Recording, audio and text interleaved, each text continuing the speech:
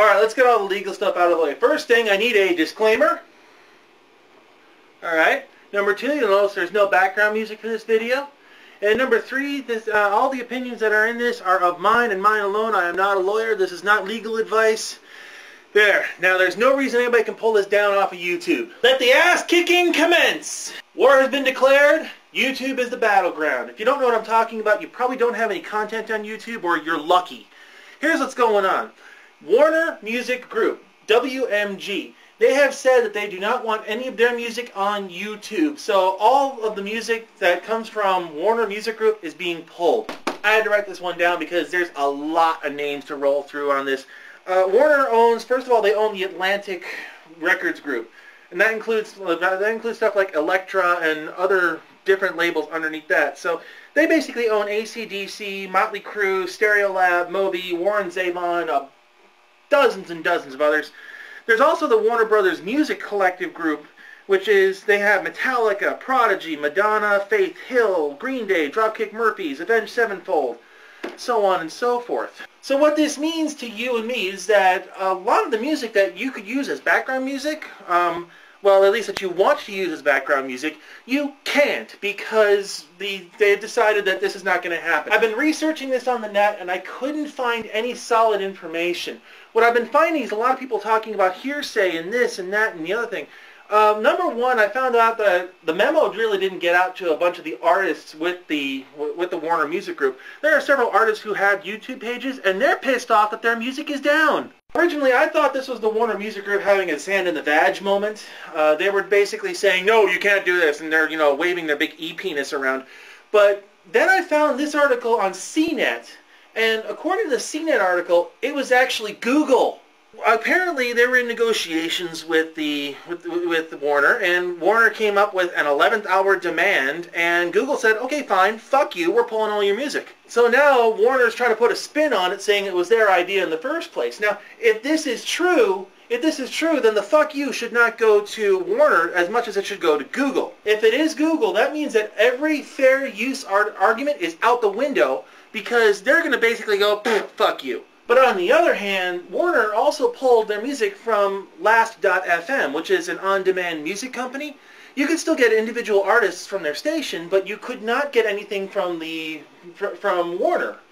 And that was back like last year sometime. But the overall point is that this is basically big corporation dick flailing. You've got a bunch of corporations who are trying to spar for more money. They're trying to gouge each other for more cash, and guess who's caught in the middle? Us. So, war has been declared. If they want a war, let's give it to them. You know what, but just sitting back here in our easy chairs, and this is not really going to solve anything. And some people would say it's rather juvenile behavior to sit back here and put up our collective middle fingers and go, okay, fuck you.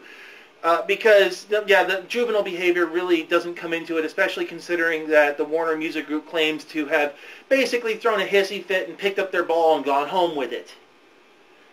So I think that we should handle this like adults. Perhaps we should handle this the same way that adults handle it, and we should share our feelings with the Warner Music Group about how pleased or displeased that we are with their decision. Let me take a sidestep over here, and here's all the contact information that I could find for the Warner Music Group. You'll notice that there's a fax number down there, and I think that we should use it. I would give you an email address instead, but apparently they don't want to share an email address with us, which is probably a smart move. So I think that we should all send them faxes to explain to them exactly how we feel about this situation. And I think we should expound on our feelings. I think we shouldn't hold anything back. We should just let it all flow onto pages and then send it to them. And if the fax machine happens to be busy, go ahead and call back. But you know what? I think that if we're going to be fair about this, let's take the CNET article into perspective here. Let's say that CNET is right, that this is actually Google, and it's not necessarily Warner that's making this decision. If that's the case, then perhaps we should share our feelings with Google and with YouTube as well. So with that in mind, here's their contact information. Go ahead and copy this down real quick, or just make sure that you explain to Google and YouTube collectively how you feel about this, how it makes you feel that a lot of the music that you like, a lot of the music that you like to listen to, things that were driving business to them, things that were giving them an opportunity to make money, and they're taking it away, I think that we should share that with them, don't you? Although now that I think about it, it would actually make sense if it was a YouTube thing and not a Warner Brothers thing, because all the music that's being pulled, absolutely none of it is being warned. We're not getting any, like, you know, points against our name or anything like that for for having their music. They're just yanking the videos. One final comment, and we'll call this a video. If you guys just fire off one email, that doesn't solve anything. You see, these big corporations, basically they rely on the fact that consumers like us are going to roll over and take it like the good little bitches they want us to be.